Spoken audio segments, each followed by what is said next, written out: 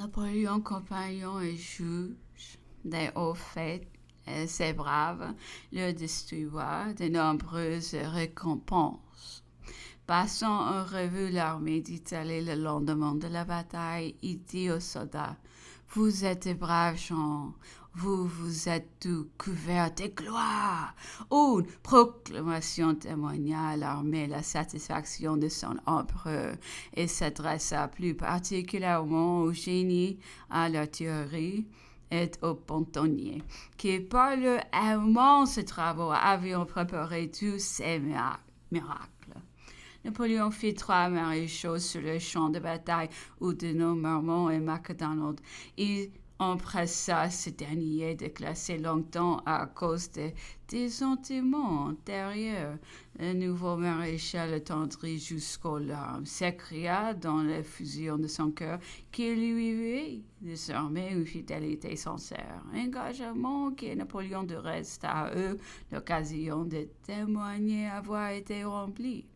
L'auteur, après avoir analysé la conduite et les fautes de l'archiduc en cette circonstance, dit: Peu Napoléon, il s'est conduit dans cette bataille d'après les mêmes principes qui dans l'ensemble de la campagne. Il a tenu ses troupes sous sa main, était manœuvré excentriquement, attaqué et prévenu, il a laissé l'ennemi démasquer son mouvement, l'a attaqué lui-même à son tour au moment et au point favorable. Rien ne lui a échappé, ni le danger de la gauche et de l'île de l'Auba.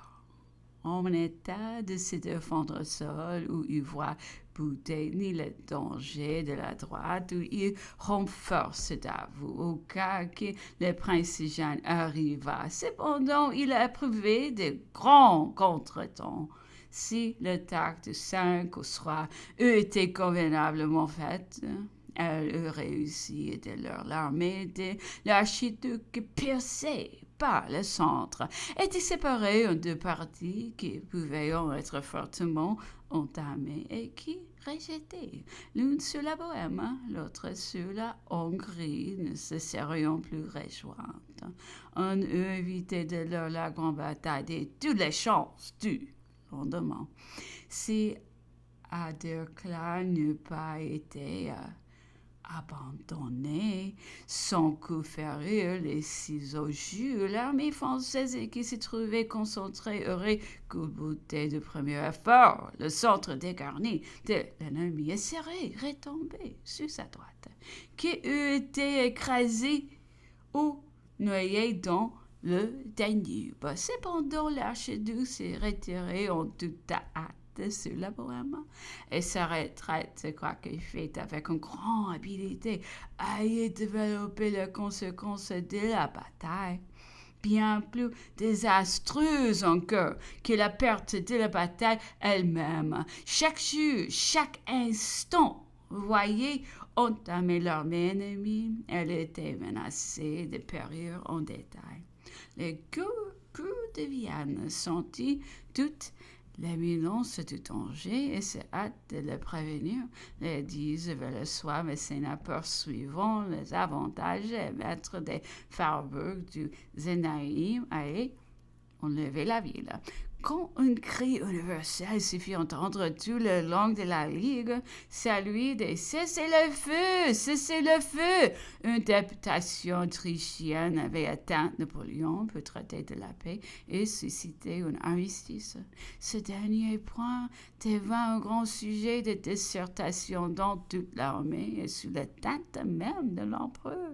La situation vraiment critique des forces autrichiennes était visible à tous les yeux. Un grand nombre pensaient que c'était un devoir qui était recueillir inflexiblement les prix de tant d'efforts, que le temps était venu d'en finir une fois pour toutes avec une cure sans bonne foi, dont les protestations et les sermons n'avaient jamais pu qui était gagné du temps, était machiné de nouvelles attaques. Napoléon ne pensant pas ainsi et prenant une plume, signe l'armistice, disant: Il y a eu assez de sang versé. Cet armistice nous livra les deux rives du Danube jusqu'à Rabe et toutes les provinces allemandes, c'est-à-dire que nos troupes eurent à occuper un tiers de la monarchie autrichienne avec plus de 8 millions de population. L'armée ennemie se retira par le nord de la Moravie, au-delà de Presburg, dans le reste de la Hongrie, abandonnant désormais la défense de la Bohême à ses seules et propres forces. Le commandement fut retiré à l'archiduc Charles, qui emporta quelques-uns étaient d'ailleurs ses combinaisons militaires. L'intérêt le plus vif des militaires français, leur admiration même pour la valeur personnelle dont il avait prodigé la preuve. Son malheur, disait-on, avait été d'avoir un Napoléon à combattre, et chacun pensait qu'aucun général en Europe ne peut même faire aussi bien. Là se termine une campagne de moins de 3 mois qui pourrait même compter une autre espèce de suspension d'armes tacite, 43 jours, et durant ce court intervalle, que des choses! Et quel résultat! La victoire de Wagram sur les esprits et la politique, l'influence devenue habituelle. Napoléon avait ouvert la campagne au moment d'une crise vraiment effrayante. La Ligue était générale contre lui, des machinations universelles. La victoire d'Eckmühl frappa de terreur toutes les malveillances et contint tous les mouvements. Le revers d'Essling ramena tous les plans et réveilla toutes les espérances. Wagram les confondit de nouveau. Chacun s'empressa de reprendre son attitude soumise et de multiplier ses protestations de dévouement et de bonne amitié. Les cabinets anglais qui n'avaient pas su ou voulu aider l'Autriche quand elle luttait encore s'est hâta aussitôt qu'il la vit abattu, défecteur, avant le retour des troupes françaises sans expédition contre le port d'Anvers, dont la destruction lui tenait si fort à cœur. Il la manqua par impéritie. Toutefois, cette version suffit encore pour raminer les secrètes espérances de l'Autriche et lui faire traîner les négociations en longueur. C'est dans cet intervalle qu'un événement imprévu fut sur le point de déjouer toutes les combinaisons et de donner un tout autre cœur aux événements de l'Europe. Napoléon fut à l'instant de tomber à Schönbrunn sur les couteaux d'une fanatique. Si l'acte eût été consommé, qui peut dire ce qui se serait passé en Europe?